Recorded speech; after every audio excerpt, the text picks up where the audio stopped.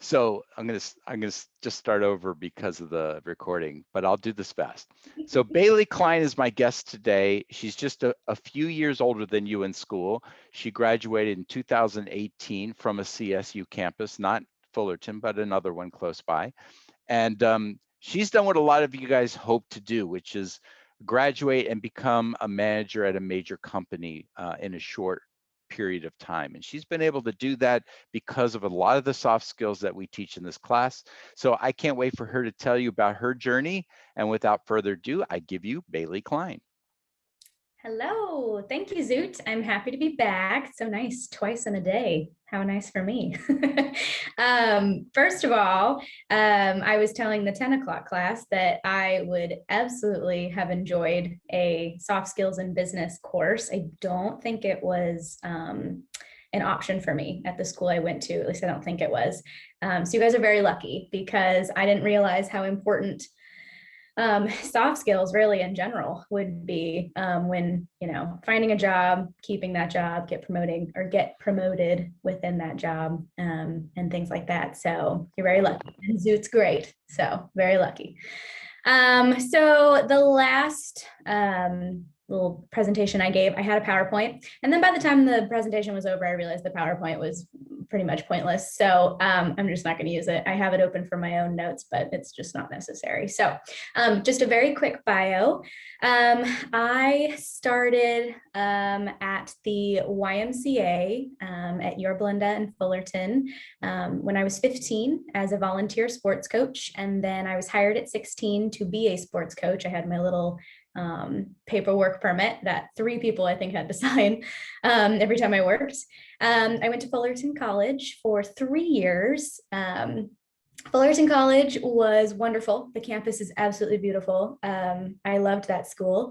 And I started as a business major, but it was rough, to say the least. And it's so funny because I never liked talking about this. I'm not super proud of how my college career kind of kicked off. I was a horrible student in high school, horrible student. So I knew I probably wasn't going to get into any schools that I was going to apply to. And I wasn't very interested, to be honest, which is strange now thinking about it because I love learning, but school was not my jam. And so I went to the junior college and I loved it, mostly for the social aspect. But my first year, I tried to drop out twice. My mother didn't let me. She asked what skills and what trade that I had or could pursue. And then, of course, I had no answer. So I would go to class the next day. I failed classes. I withdrew from classes or whatever that's called with the W. Yeah, withdrawal. It was not great. I was a business major. I knew I wanted to be in business. I didn't know how or what capacity or what that looked like for the future, but I knew that's what I wanted to do. So I majored in business. I mean, that made sense. But I hated it. I hated it so much and I wasn't good at it. And so finally, I took a Sociology 101 class. My professor's name was Victoria. I don't know if any of you went to the JC and know her. She's fantastic. I switched my major that same week, the first week of class. This was my second year at the JC. And I excelled in school at that point. I found what I liked. And so I got through the sciences and the maths and the histories because I looked forward to the sociology courses that I was taking. I then went to CSU Chico, which was fantastic. I went because I had a friend there and the campus is beautiful, absolutely beautiful. So I went there for my last 2 years. I continued to excel in school, which was fantastic. I did an internship or 2 there. So I got the school thing down, which is great because I found sociology. So that was wonderful. Back it up a little bit. When I was 18, when I was going to the JC, I became program coordinator for the same company. So volunteer, coach, now I'm coordinating the program that I once coached for. And then went to Chico. So now Chico's done, graduated, came home. So then at just barely age 23, I became a program director for the YMCA. And something to note here, I had pretty much the same supervisor, more or less.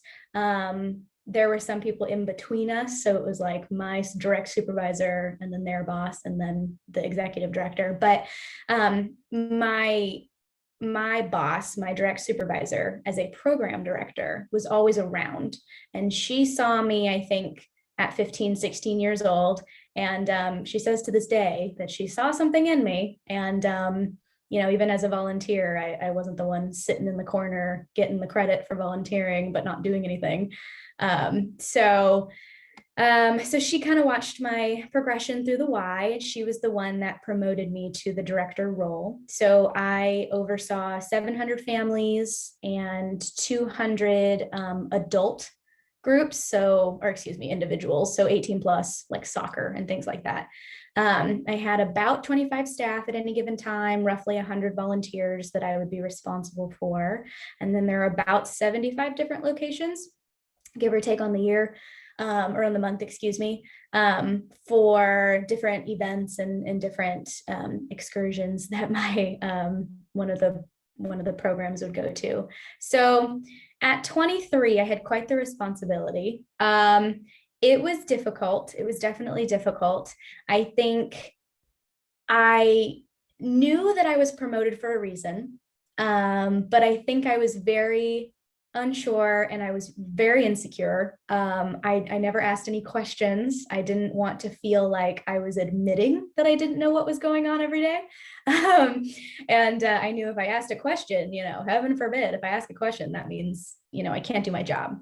About 6 months into being a director, I will say, the programs that I took over were failing at the time. That's why they were finding a new person. And anyways, long story short, I was coming into one program was doing okay, but one department was just epically failing. And so we had to pull them out of a hole. We had to, find good staff and great volunteers and more participants. And anyways, I was needing to pull in hundreds of thousands of dollars in revenue that year. And it wasn't looking good in the beginning of the year. Very long story short, about 6 months in, I finally figured out that one, asking questions is a wonderful thing. To ask questions, always ask questions. And then I found out, it was a funny conversation I had with my supervisor at the time, that she knew I didn't know what I was doing because I'm new. Like I was new to being a program director. And it was a funny conversation. And I think it was definitely a transitional point for us as a team. And that made a difference for sure, knowing that it's expected to not know what you're doing, and then to learn, make mistakes, learn. So once I started getting comfortable asking questions and I got more comfortable with the team, I stopped looking externally for the answers for, I guess, how to put it, simply on how to behave and act and who to be. I looked around to the women and men next to me to compare myself to them, right? They were all older, by the way. I was probably 10 to 15 years younger than the, next oldest person in the room at any given time. And so I always kind of looked around, everyone, I look like a kid. I am a kid, really, for all intents and purposes.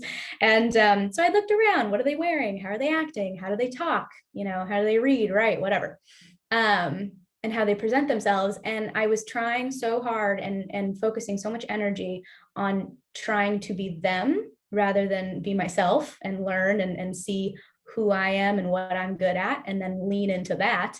That I was tired. I was really tired. It was exhausting. I felt like there were points and days where I realized I didn't get half as much done that I would have liked to get done that day because I was so worried about how I said that one thing or how that email actually came across or whatever. Now, I'm not saying don't be totally unprofessional, but be yourself, find your voice, and know what you're good at and what you're bad at. It's kind of a simple thing, but when it comes down to it, when you're entering the workforce, it's a very hard thing to feel confident in any way when you're in a new job. fresh out of college, especially. And I was even at a company that I had been with since I was 15, and I still felt that way. And it's not because anyone came up to me and said, "You don't know what you're doing. You don't deserve this job." No one said that ever. In fact, people were always fairly happy with how I worked and performed. But it always felt like something was wrong. And that's also because when I was constructively criticized or given advice by my supervisor or peers, I took it very personally. And so that made it very hard as well. I think I went home most days feeling like I am bad at my job, not I did, not a great thing, and or probably could have done something better. And then, I'd fix the behavior and do it better next time. That's just how it works. So once I came to terms with that, I found my voice, I found kind of my groove, and I leaned into that person. And it's kind of funny, actually. Now I'm more myself than ever, and I'm doing great work, and I'm confident in what I'm doing. So then, of course, once I got out of the insecurities and the uncertainty and found who I was and what I wanted to do and what I like to do, and pursued that more, I became more confident. And I always like to say I was more confident, but I'm not always comfortable. It's rare that I am very comfortable in my positions. Since I was 15, okay, that's exaggerated. Since I was 17, I would say that anytime I felt comfortable, some supervisor or some manager or someone would come over and push me into a new experience, and which is great because they saw, my ambition and will to work and learn and grow. But they'd push me into a new situation and it would suck. You'd have to learn something new, you'd have to spend time, you're uncomfortable, you're unsure, you have to ask a million questions, you feel kind of dumb. And it's not, always the best. It's a really great feeling once you get over that hump, and you start feeling really good because you learn something and you get it. Once that light bulb goes on, it usually doesn't go out at that point. You just get, you just need the next light bulb. So anyways, so I've always been kind of uncomfortable in my positions. And I think that has a lot to do with how fast I've moved up and took on management roles, director roles, and now in my current position. So how I got the job I have today all has to do with the Y, the YMCA.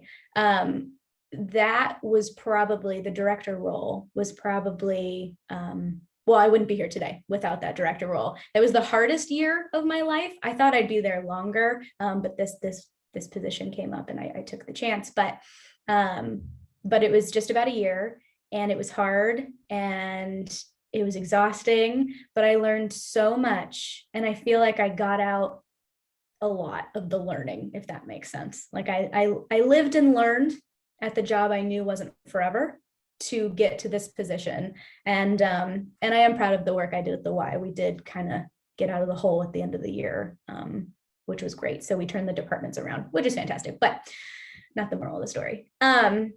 So my supervisor that watched me grow from age 15 to 23, and the one that promoted me when I was 23 to be a director, kind of watched the crap show of me trying to find my footing and trying to learn how to have staff and how to have crazy responsibilities, even when it comes to safety of children and adults and programs, and how to get into it. Like nonprofit work is a whole nother beast in and of itself. But she watched that, and because of that, and because I asked her questions, and because she knew who I am and how I work and what I want to do in my life, her friend from high school reached out to her because his friend from a different job works for my company now. He was the VP of sales. I hope you're following. So the VP of sales contacted a buddy of his from an old job. That friend happens to be my old supervisor's very good friend. So he said, "Hey, do you know anyone?" And so she was no longer with the Y at that time. And she said, "Actually, I do know someone." And so she sent me over. I think the conversation, she called me and was like, "Hey, I have something for you." And I was like, "What is it?" And I'm feeling comfortable at this point at the Y. I'm actually kind of, feeling like I'm doing good stuff, and and getting somewhere, and I was comfortable at that point. So of course she calls me. It's like she can feel when I'm comfortable and then pushes me. And she said, I don't know, it's some sort of internet or something. I don't know. It sounds like a good idea. You should take it. And I said, no, thank you. That sounds horrible. I don't get the internet. I don't really totally know how it works. I mean, I know how it works, but like, do we know how it works? Especially fiber internet. I don't know what fiber internet is. I don't care to know what fiber internet is. So I told her no. And then she bugged me about it for a week. So I called the VP of sales. We had a great conversation. And I told him, hey, I looked at the website. I see what you guys are doing in Fullerton. Sounds great, but I don't understand it. I have no idea what this is. And so I'm hoping you can explain it. And he said, oh, don't worry about it. We'll get to that. So we're going, whatever. So then the COO calls me, who is my supervisor now. And we had a great conversation. And same thing, like, again, sounds great. All sounds great, but I know nothing about this. I really don't. I'm not going to act like I do. I think I can learn. I'm teachable, but I don't, just so you know, I have no idea. So then they said, great, and flew me up to Seattle, which at that point I thought they were crazy. And I almost didn't go because that's scary. I don't want to do that. I don't want a full day. I don't want a full day interview with all of the management, all the leadership, the CEO, the COO, the VP of sales, the president. I spent 16 hours that day flying up there, lunch, hanging out at the office. I met everybody, dinner, flying back. It was exhausting. And it was so scary. But it was great. And they offered me the job before I left. And again, I said, again, I don't fully understand what the project is. I just want everyone to be aware. And they said, we'll teach you. I said, okay. So I went home, and later that week I got my offer letter, and that was great. And that's all she wrote. So moral of the story, I did learn. I did learn. I know now what's going on. I totally understand the internet now. Did I ever want to? Did I ever care to? Maybe not. But it is really cool what we're doing in Fullerton. I forgot that part. Well, our partnering company is building a new fiber optic network in the city of Fullerton, exclusive for Fullerton. And I work for the internet service provider servicing the network. So if you live in Fullerton and want to connect to fiber internet, you would probably be going through us, GigabitNow. So I manage that project, which was a huge risk for, I think, both of us to take, the company and myself. I didn't know if I'd like it.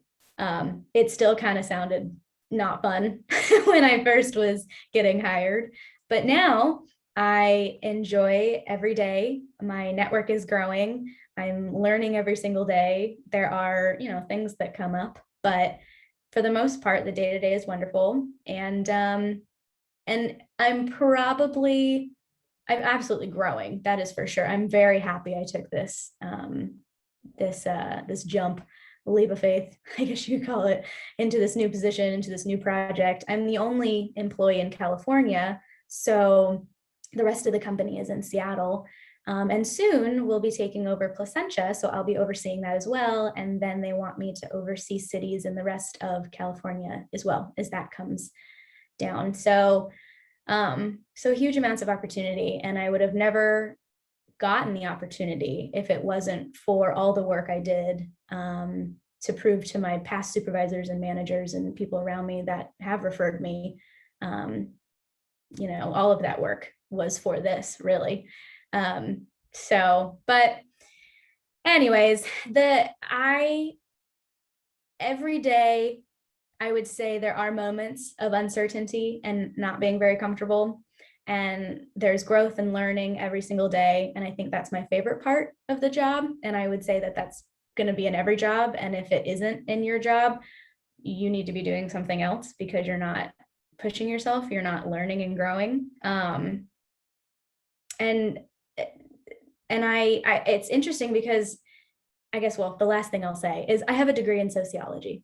I'm not a techie person. I now work for an internet service provider. I'm managing their largest project ever in the history of the company. This is the most amount of revenue, or at least budgeted, we hope. The most amount of revenue will come in the company's history of 30 years, and I'm managing it. So I will say, if I could give any college senior or junior advice, I wouldn't get bogged down in what you learned in college and what your degree is specifically. It really does come down to the soft skills. There really is no working around that. It really is all you need. I mean, if you want to be a doctor, I mean, there's exceptions to every rule, but really I am only here not because I know the internet and I've been in sales for years or whatever. It was because they saw something in me and I'm able to, communicate. I'm self-aware, all those things. So yeah. I was going to post in the chat, not to interrupt myself. Sorry, hold on. I was ignoring any chats that came in. I apologize. Oops, I lost the video. While you're posting the things that I know you're going to post, right. Let me just tell everybody how I know you. So sure. The way that Bailey and I connected is that I am part of a Rotary Club in Fullerton. Bailey joined that club a couple of years ago, and she's become a very active member. And next year I'll be the president of that club. We do a lot of service projects for Fullerton, and Bailey is going to be one of my board members. So we work together now through this club, which is one of our networks. And as she told you, the way she got her job wasn't looking for a job. She got her job through a network of people that she met at the Y. Yes. Through her boss, former boss. Very, very true. Who I'm still very close to today. And it bothers her every time she has to reach out to me for something. I think it bothers her now. It's very funny to me. I am posting in the chat, so you will have it. So this was part of the presentation that I didn't feel the need to have here. So the first part are just itty bitty little tips, very short tips that I wanted to make sure I got in there somehow, and I didn't want to go down the list and say it all. They're very obvious things, but they're very important. And I think you don't really understand, like I always use the don't take anything personally example. I never really understood what that meant because I felt like I was, I don't take things personally and I'm not sensitive. Well, that is so not the case when you're sitting in your executive director's office and she's telling you that you lost a bunch of money and you did something bad or whatever it is. And it's very hard not to take it personally because you don't feel good when that's happening. And I don't think I've ever experienced something like that before. And so anyways, once I stopped taking things like that personally, then I was open to her advice and criticisms, and I grew from that. Next are apps and podcasts, and then books. And then I also, if you look, oh yeah, it's good, it's in there. It says for the ladies in this order, that's for the women of the group here. Those are really, really great books that made a significant impact in my life. Can you explain what you mean when you say leadership? I love this phrase, and we did leadership as a class within this course for one class.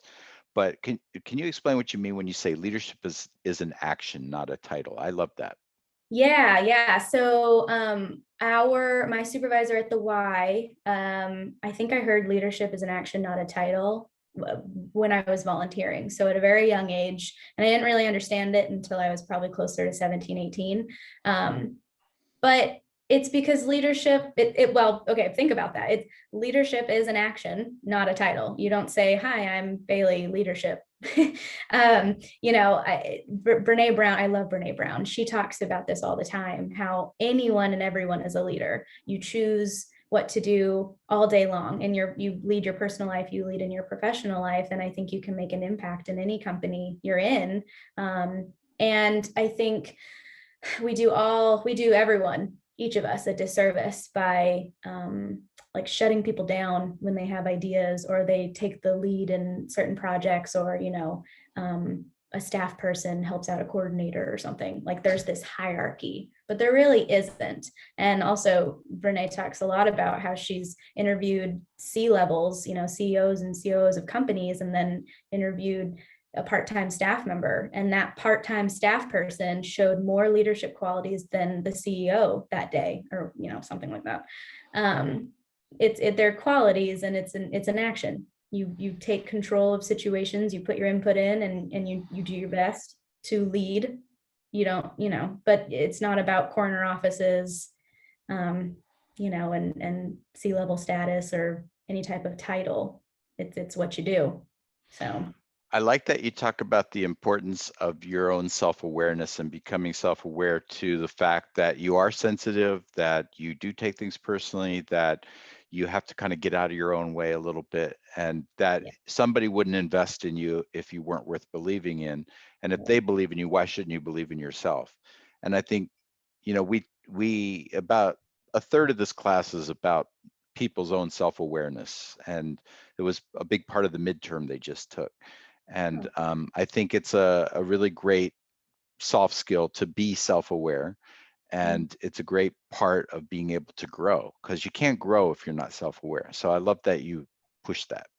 Right. And I think self-awareness too plays into good or bad communication. I think I became a much better communicator in, well, all facets of my life, but professionally with my staff, with my supervisor and my colleagues when I was self-aware, because you can't always communicate what's going on or explain something or, take in information and respond to something if you don't understand how you are contributing to the situation, if that makes sense. You don't know where you stand, then that's the starting point, is you need to know where you stand, how you feel about it, why you're doing it.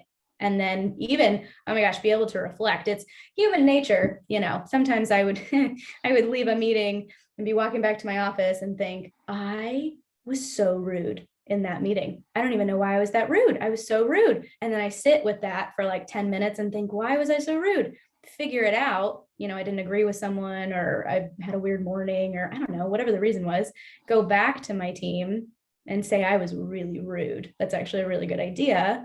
Let's talk about it more, and then go from there. But if I didn't do that, then my whole team would shut down. If I was shutting down ideas the whole time, why would they bring more ideas? So it's a vicious cycle, self-awareness, or lack thereof, I guess. Wyatt has asked the question, what has been your biggest accomplishment this far in your life, either personal or professional? Personal? Ooh, okay, I'll do both. Because sometimes I say, it's funny, sometimes I give too much information. I say I should have medals for how much growth I have I have gone through and how much I've accomplished personally within my own personal growth in the past year and a half. I should have medals and plaques like any other athlete, because it was a lot of freaking work and training. And so I would say after, I don't even know, 9 or 10 months of seriously working, reading, podcasts. I even went to therapy for 9 months, which is fantastic. Nothing has to be specifically wrong to go to therapy. It's great. I go to therapy once a month now just to work some stuff out, whatever comes up, what I want to chat about. I recommend that for everyone. That's the reason I'm so self-aware, because I had a therapist throwing a mirror in my face. But she's great, and she's definitely helped with that. So that's personally, I think that's my biggest accomplishment, is being self-aware and growing personally in all of those ways. Professionally, this job is my biggest accomplishment. It used to be graduating college, but landing this job and being successful within the job. It's not like I feel like I'm drowning every day. It's really good. Yeah. Thanks for asking. If people at Rotary, where I know you from, were to be asked what's Bailey's bailiwick, what's Bailey's big thing that you think of when you think of Bailey, I think most people would say your positive attitude, your energy, your mindset, all that stuff that you bring. You're kind of a head cheerleader when it comes to wanting people to do things like we served on a committee together, and you were always the one that could bring in the positive aspect and get people kind of psyched up for things. And that's a really great skill to have, that positive attitude, and kind of bring it into a situation, a boardroom or a committee chair room or whatever. So I just wanted to throw that in there, that's a great skill that you possess. Well, thank you. And like I told your earlier class, that was a learned skill. I was not always, I mean, I was always I was literally a cheerleader in high school, but I'm always positive. I'm always smiley. I'm always optimistic. But I definitely let myself get bogged down in negative thoughts, in unproductive thoughts. Something went wrong at work, or a project was totally curbed after months of work or whatever. My mind was, this was a waste of time. I can't believe this happened, and that was dumb, and time and money and all these things. But now, and my boss actually has said to me that he appreciates this, which is really, really great. I'm glad I said it out loud. But now if something goes wrong, I can recognize, lessons learned, and it's never time wasted, never time wasted. I've definitely been able to get more positive when things aren't the best in the world. So thanks. So Brian has asked, Yeah. as someone who leads a team, have you ever had the experience communication issues, either over explaining or not explaining enough? Oh yeah, absolutely. Over explaining, first of all. It's not really over explaining. I just like to talk a lot. So lots of words, just not always making sense necessarily. But at the Y, there were a couple times where I had direct reports. I had 3 or 4 direct reports, and they had their own staff. And I explained in an email to one of them exactly what I needed her to do for this specific project, this specific day. And I really needed it to be done correctly, because it was kind of a one-shot thing. And she didn't. She didn't do a bad job. It just was not what I wanted at all. And so we talked about it, and I wasn't mad. It was just what happened. This wasn't. And so I printed out the email. She read it and reiterated it basically, and explained what I said. And then I read it, and then I explained what I said, and they were not the same thing. And so I took a large majority of that responsibility. She also recognized that she could have asked a question or two if she wasn't sure. But I realized then in that moment that I needed to work on really explaining something if it's a really large project and I wasn't in town to explain it in person. So that was an issue for sure. That was eye-opening for me. And it helped me figure out how to, because in that moment, there was a perfect teachable moment, because then she said, actually, what would work for me is if you bulleted and then put times next to those or something. And then from there on out, we communicated better. And I actually went back and had that same conversation with my other direct reports, so I could learn how they communicate, not just assume how they communicate or they would read what I write. Well, these students are all going to leave here excellent communicators, because I've been so hard on them on their written assignments, making them put in all the details of everything. Yeah, it's frustrating, but yay, it is worth it, trust me, because the cleanup afterwards is way more work and time than just Okay, work. now you're going to see now why this is my favorite class, because they're interested. You see they're on the edge of their seats there, and they have great questions, and they are inquisitive. So as a manager, how do you handle this? From Risa, as a manager, how do you handle situations that are out of your comfort zone? And my gosh, you jumped into a job that was the first of its kind, the largest contract from a company outside the state. You're the only employee in the state, and the success or failure of an entire city's infrastructure with the internet relies on you. No pressure. Pretty much. Yeah, I would go to bed and actually go through that whole, I shouldn't have done that. But for a while I was like, well, it is what it is. This is life now. It's very stressful. I started meditating. Oh gosh. First of all, okay. So first I would say that I have a self-talk thing where I say, this is tough. This is it. This is it. We can't change it. This is what we got. But you're prepared and you have the tools and resources to figure this out.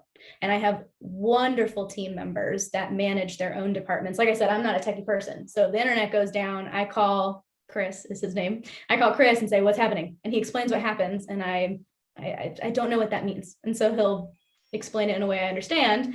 And then, and I say, okay, are you going to fix it? And he goes, yeah, it should be fixed. I'm like, just let me know when it's fixed. And I trust him and his team. I have no control over that. It's very uncomfortable. Customers are frustrated with me if something happens, but I have zero control over it. And I also have to communicate with the customers about what's happening that I don't totally understand yet. So that's very uncomfortable. But yeah, it's just believing that you have the tools and resources and enough knowledge and people around you to help. I mean, that's kind of it. It just, if you truly having that mindset and belief, it makes a huge difference. You really just need to believe something will work out, and it will. I hate to say it's like magic, but that thought process is magical for all intents and purposes.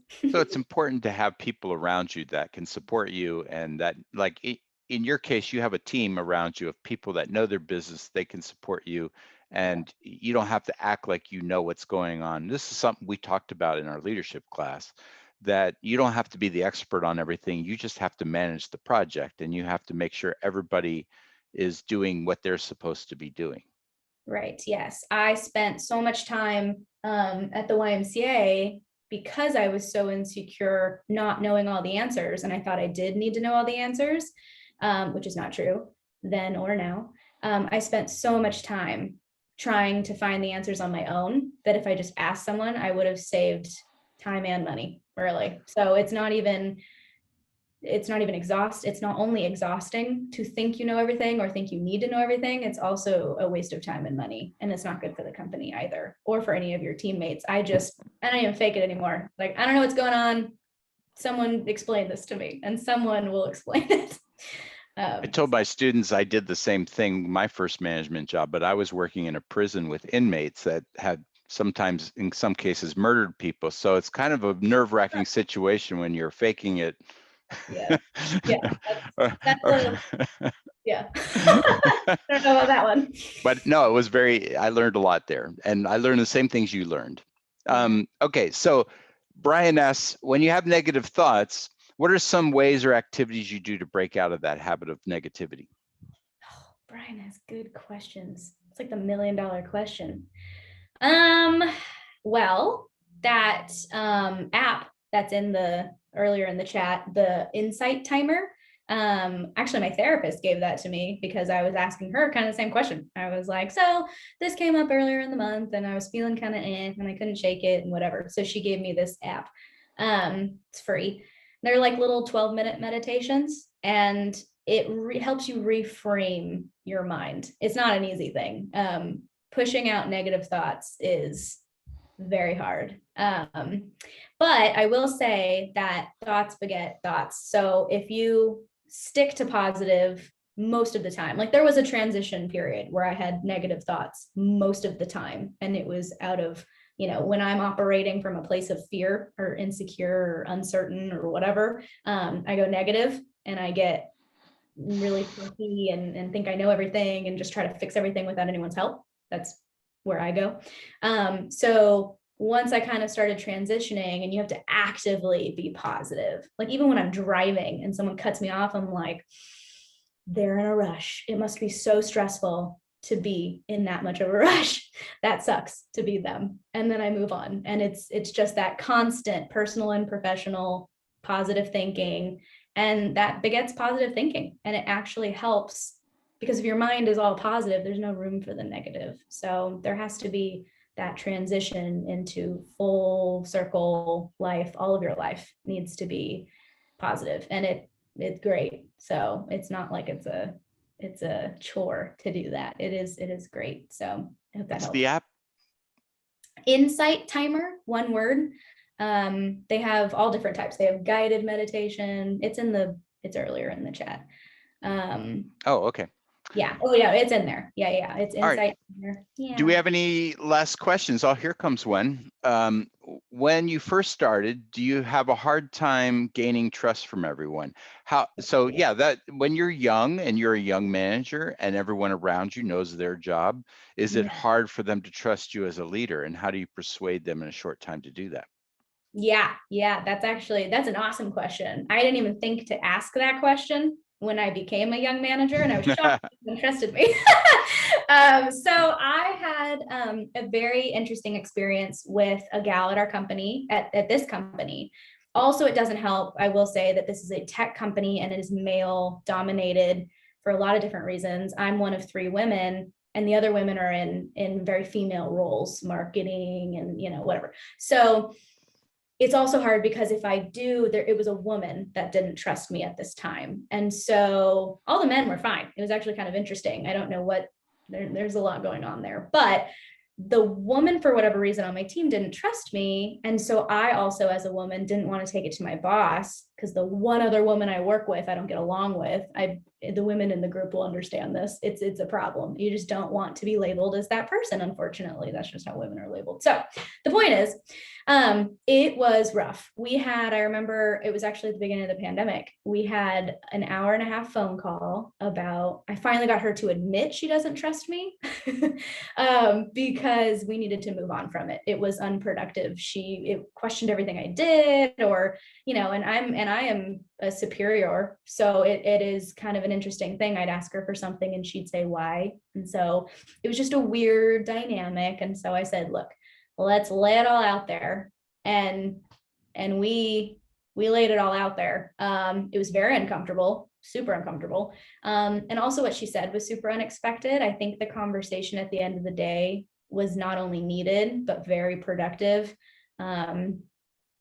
She said, she didn't trust me very much and yada, yada. And I got to remind her that no one in the company has done this position before. I'm creating this position. So trust me or not, it would be anybody. It's not like I just don't know what's going on. I know Fullerton better than anyone that lives in Seattle. And this part of our team better than anyone else, more or less. And we'll work together and we'll do this thing. And it only takes time. Someone has to they have to choose to trust you. That's the problem. And over time, you can prove that over and over again that you can handle whatever job you're in, but you can't let that stop you. And sometimes that conversation is necessary. Now I will report that we're great, super great. Everything is really good for us. So it worked, I guess. I don't know if Bailey, I never thought of marketing as a female position, but that's new one on me. Yeah. It is. Marketing. I didn't know it had a gender. Oh no, unfortunately it does. If you look at different, it definitely does. Any type of, it's like nurses. It's a female, you know what I mean? Right. No, I know what you mean. I'm just giving you a hard time. Oh, okay. Because younger people always give me a hard time about those kinds of things. So I feel like it's my duty to do the same back. Yes, you got to dish it. So Brian asked again, another question. Would you consider your stress to be a motivator? Ooh, Brian, you were so good at this. But just so you know, we watched a TED talk about this, and we did a whole class about using your stress by seeing it as positive, not negative. That it's not actually stress that kills people; it's seeing stress that's bad that kills people. It's true. Stress is right. It's like emotions. There's no bad and good emotion. It's negative and positive, and you have to work with them equally because they're there and it's a part of what's happening within you. So get with it, deal with it, and then move on. Anyways, I would say, yes. Yes, but I don't know if this is totally not what you're looking for, but I would say I use failure as a motivator. And I don't know. I guess I've never thought about stress as a motivator. I don't know. Yeah, kind of. But I would say as a motivation wise, I would say failure, I don't really see as failure. Like I have photos of certain epic fails that remind me of certain epic fails from other jobs that I have posted in my closet. I will fully admit, and I look at every day. And you think that would be kind of like self-torture, but it's not. It like reminds me that, this is what we did and where we were, and this is where we are now, and how are we going to make today better? It's like a totally different version of, and it's accepting the stress and failure. I think accepting that, and it is what it is. You can't change it. It's there. You might as well use it, right? But I don't know if that's what you're looking for. Sorry. Is it weird that if I have like 4 things to do and on a deadline, that I feel the same elation that some people feel getting on a roller coaster? Like it's a joy for me to feel that stress. Is that weird? Well, so it's funny. So oh my gosh, that's a whole nother, we're going to need another hour for that, because You can see my board, my Kanban. Look up You get, Kanban board. I get the feeling you get into a little bit of stress. I Like if love it. Yeah, no, I dive into it. yeah. But what I was gonna say was I do my best work, and I hate telling a bunch of college kids this because it's not good. And my procrastination is a control thing, full-blown control thing. I procrastinate to have a sense of control, even though Oh, because you like the deadline. yeah. And so oh man, I will wait till the day before to do something, and it will be some of my best work. And I wish it wasn't that way. I really do, but it's good. That's a terrible thing for a project manager to say. I know. Well, like I said, I'm still very organized and on top of it, and I get it done. But there are very certain things. Well, I will wait and then type up this whatever I need to type up, and it is just beautiful. And I don't think I would have, because I do it in pieces. Otherwise, if I just do it all at once, then it is just great. Anyways. All right, I'm going to ask the question that was not asked, but was asked this morning, which is, some of these students are going to be looking for a job soon. Are there jobs at GigabitNow that might be available for some of the people graduating from this class? Yes. So you guys are funny. So I am hiring a full-time employee. They will work with me here in Fullerton, directly under me here in this office specifically. And they'll help me with overseeing Placentia and Fullerton. That's basically why I need the help, because now there's going to be, my job is legitimately doubling. It'll be, not quite entry level necessarily. You don't really need too much experience. I rather actually work with someone that has soft skills. I'm not saying that just to say that. That is actually a fact. I rather take someone in and groom them into someone I need them to be in this position, than someone that has been in sales forever or whatever. But it'll be a little bit of marketing, a little bit of sales, a little bit of helping with administrative work, organization, talking to companies that we're working with, doing events. That'll be a really big part of it. So you definitely want to enjoy talking to the public. If you're not someone that wants to be talking with people, this is not your job, trust me. But the ultimate goal would be to take my position. So my ultimate goal is to groom this person into becoming a city manager, because I will be a regional manager shortly. So that could be in the next year or so. The company is growing so darn fast, it's almost hard to keep up with. There may also be internships, but we're not sure at this point, because now we might just invest in this one employee more, and maybe get just a part-time staff, TBD. But I'll give Zoot, I haven't finished the descriptions because we're just not quite sure. That's the hard part about creating it as you go along. When Bailey has a description, she'll give it to me and I will put it in the announcement for the class. So you guys check your class announcements and the job will be there. Yeah, let me put my,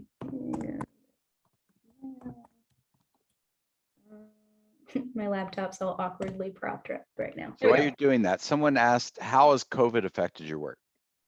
Well, the good news is I don't work for, any sort of customer facing everyday company. We're an internet service provider. So if anything, people are a little more excited about the fiber option in their area. It has affected my job though. The company's doing fine. But my job was, gosh, the month we officially truly shut down and I was no longer at this office in April, I had every Saturday booked for a large event that we were sponsoring and that I would have a booth at, and it was going to be, 6-hour day or whatever, multiple events during the week. I had meetings with companies. And so basically, like everyone else, we just kind of packed up and went home, and it just all went to Zoom. I'm the only employee here in California. I don't know if I mentioned that. So it's always been remote for me, technically. So when I talk with my team, it's always been remote. And if anything, it's been better because we weren't doing Zoom calls before. We were doing emails, we have a chat room and phone calls. So now I actually get to see them more now than I ever have. But it is a bummer though, because I like working with the community. I enjoy talking with potential and current customers. That's the part of the job I really enjoy. So unfortunately, I don't get to do that as much, but soon I will. So it'll be good. Daniel asks, when you don't know something about your position and no one else at the company knows, where do you seek counsel? No one else knows. I will start by saying it's very unlikely no one knows. My COO did a very similar, I mean, so our leadership, CEO, CTO, COO, they all started the company 30 years ago, and they're still here to this day. The president is new, but the main guys all are still there. So if they don't know an answer or a question, an answer to my question, I think I'd be concerned because, well, there Well, are maybe that's a it's a problem. That's a problem. maybe Well, but it's a Fullerton, maybe it's a Fullerton question, not a sure. That's gigabit a good now idea. question. Yeah. So I have different people in my life actually that I have sought out. And I'm sure Zoot has said this multiple times to you guys. You got to keep connections with people going. You got to keep your network up. It's maintenance. And also it's probably people you like. Well, My and people, mentorship is really important. And I'm sure you've right. had mentors with the Y Oh my that gosh. helped you Yes. get this job. Yeah, absolutely. So, There's and been a couple times. Yeah. Oh, Rotary has been a great source of mentors too. it has, yeah. So Teresa Harvey, she is the president of the North Orange County She's Chamber, the CEO of the chamber. Yeah. the CEO of the chamber. So she was my Rotary Chamber of sponsor. Commerce, I should say. Yeah. So she was my Rotary sponsor because of another mentor of mine introduced us. And so I actually have a student, an old employee of mine is trying to get into a master's program. And she asked me to write her a letter of recommendation. And I first was like, it's like moments like that where you start realizing you're an adult.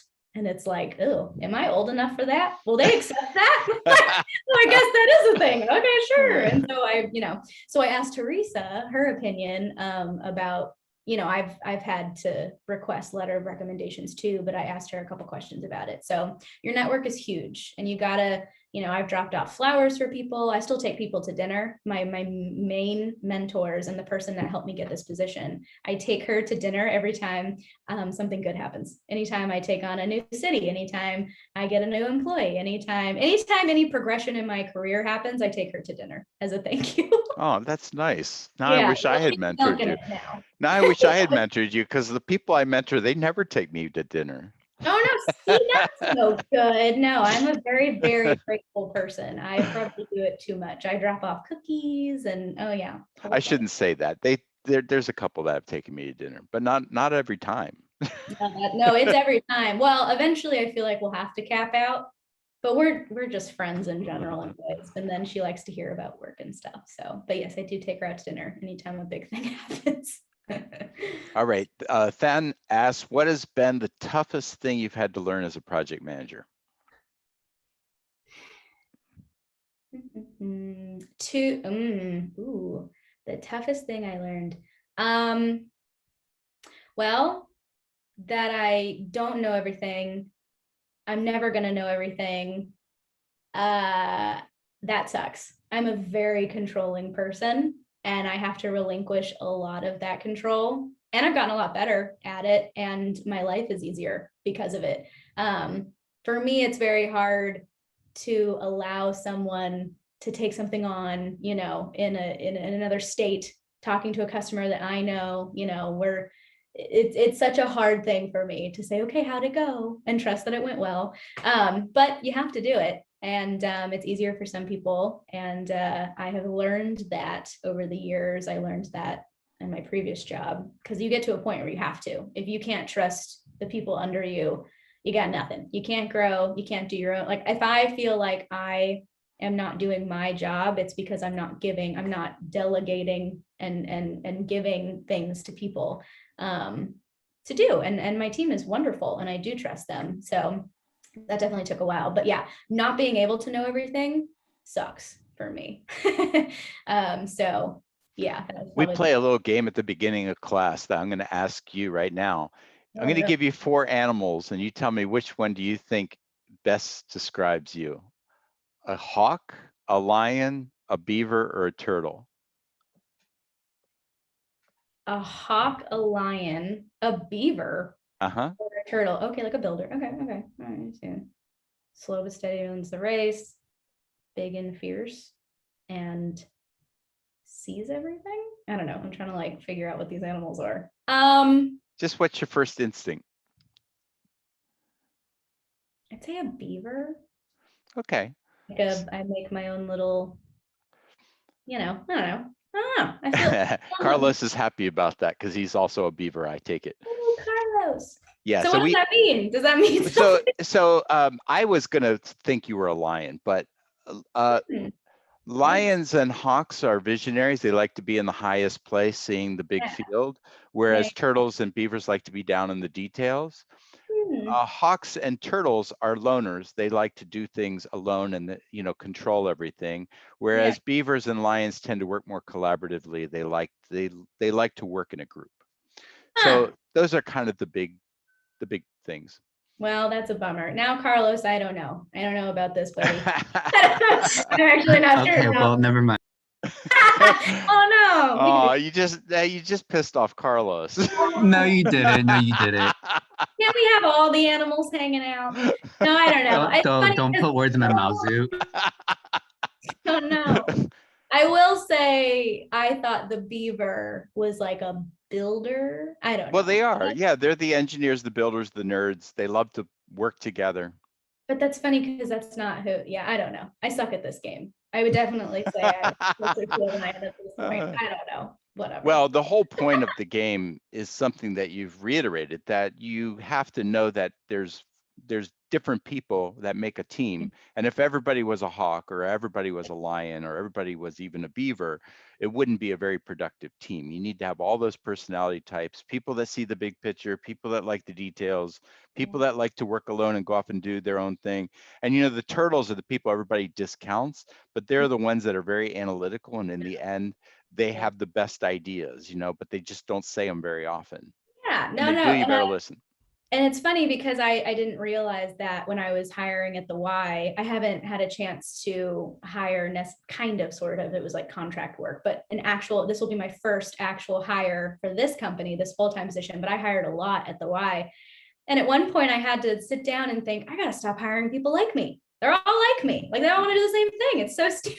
Like, why do I keep doing this? Because we jam and we brainstorm and And it's like, so who's going to do this? Yeah, And a lot then of people now do. we're all- A lot of people hire people just like them. Yeah. So I finally realized I was doing that and started pulling in, more people that wanted to do other things or enjoyed like the research and the organization side, or I don't do social media. So I had to hire someone that has social media and gets it and does it and enjoys it. I hate it. So anyways, yeah. So yes, apparently I'm bad at that game.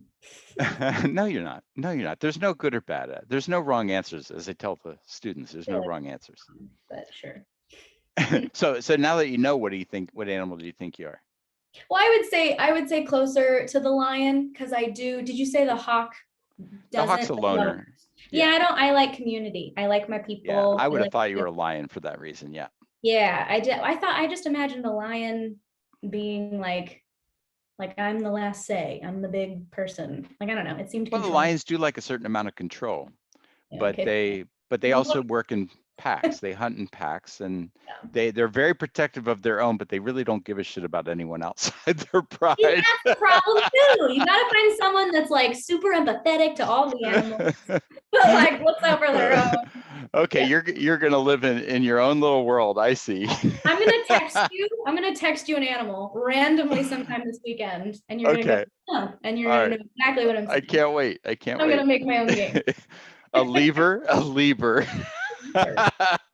Nice, Carlos. That's cool. I can see that. Maybe I'm a beaver transitioning into a lion. That's what's going on in the chat right now. A liver. Liver. I'm gonna be a liver. Okay, monkeys. I don't know about that. All right.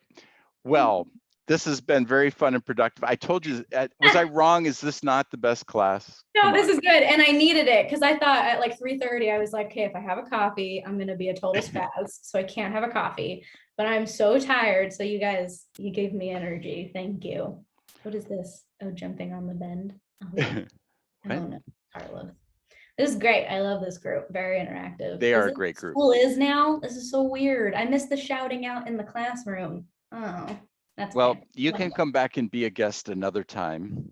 That would be so fun. We've loved having you, and I think if you haven't taught us new things, I think I've learned some new things from you, but if you haven't taught us new things, you certainly reinforced some important things. So I really appreciate it.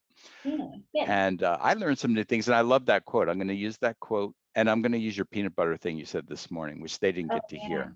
Yeah, let me know how that goes. That'll be interesting because we were young, so I wonder what a collegiate level writing about peanut butter jelly sandwiches. Just talking about a writing essay where they were trying to get them to put more details in their writing, which is what I'm always telling you guys, and that the teacher made them write an essay about how to make a peanut butter and jelly sandwich, and they had to put every single detail in and do it from beginning to end as if the people were completely never seen a sandwich or a peanut butter in their life. Yeah. So I thought that was kind of cool. Yeah, I might steal that at some point. It was cool. Well, thank you. You've been a pleasure to have as our guest. Everybody give her a round of virtual applause, please, with your applause emojis or your horns or whatever. Yeah, the heart. There you go, Carlos. Oh, yay. All right. We've enjoyed having you, and thanks for being our guest. I wish I could give you a parting gift, but I'll have to owe that to you. That's okay. I'll just bank it. Next time I get fined at the meeting, I'll say Zoot's picking up my fine. No, I owe you. Yeah, okay. I'll pick up your fine, and I'll buy you lunch sometime. Oh, that sounds nice. That would be lovely. Thank you. All right. Cool. I enjoyed it. Thank you, everyone, for listening. I put my email in the chat. And all my recommendations for resources and learning tools in there. So hopefully you find those helpful. Thank you so much. And with that, we're done with classes until after the break. So you guys have a fantastic spring break.